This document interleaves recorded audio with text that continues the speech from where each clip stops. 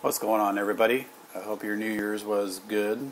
Mine was pretty uneventful. Was stuck at work. But I've had a kind of an interesting thing happen in my tank this week. I have 3 female Maldives Anthiases. They're from the Maldives Islands. And one of the females that I have in my tank is changing sexes. The females are pretty much a bright orange, and the males are kind of a red velvet color. Take a look at these pictures that I've got.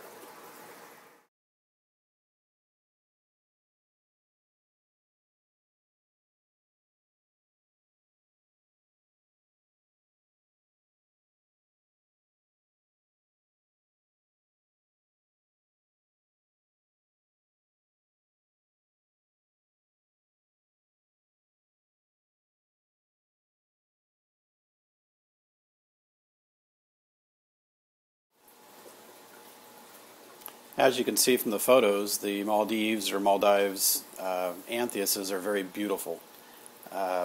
What I've basically learned is that in small populations of reef fish, they can basically determine whether or not the fish in the surrounding areas can change sexes. So basically in like a small reef containing less than 200 fish, mainly all of them are females, except for the largest and strongest tend to change to males in order to increase their chances of reproducing. A lot of this comes from the populations that are in the reefs, and a lot of times they usually have too many males.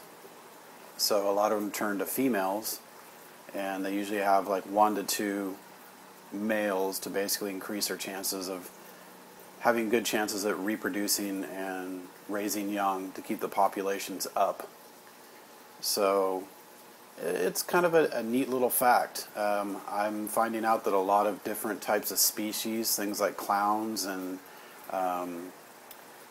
chromuses, some damselfish, there's quite a few species out there that have this capability of being able to change sexes and increase their chances of having good reproductive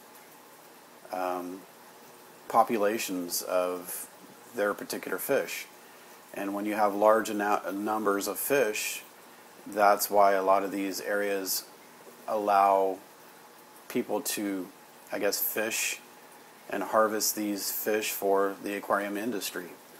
So you get a lot of people out there that, like Hawaii and stuff. Hawaii is getting to a point now they're trying to stop the netting and catching of things like yellow tangs and such, because they feel that the populations are going down, so they need to allow the fish to reproduce and bring the populations back up, and then they may open their sanctions to where they can allow people to harvest these fish for the aquarium industry. So it's kind of a neat little thing to see. Let me take and show you exactly what I have in my tank as far as Anthias, and let's see if we can get a shot of the actual male. I have 3. There's one of my females. As you can see from the pictures, they do have quite a nice pretty blue eyes. There's the male. If you look at his pectoral muscles or pectoral fins, you can actually see they're starting to turn darker. He's starting to get streamers on his tail. He's already got the ribbon streamer that's starting to show up on his dorsal fin, as you can see when he raises it. It's very cool. This one was basically a really bright orange, just like the rest of the females, but she's changing to a male. I guess it's kind of the cross-dressing version of a fish, but yet they can change sexes, unlike us humans. So, hello, there's my fingers. But anyway, it's kind of an interesting thing. They were, just as of weeks ago, all females, and now this one's turning into a male. So maybe what they're getting ready to do is hopefully I can get them to reproduce, which Anthias are not easy to get to spawn. So I hope you guys enjoyed my little interesting fact here. I thought it was pretty interesting to see how fish can change sexes, and it's actually happening within my tank, which is a pretty cool thing. So anyway, guys, have a great day and happy reefing.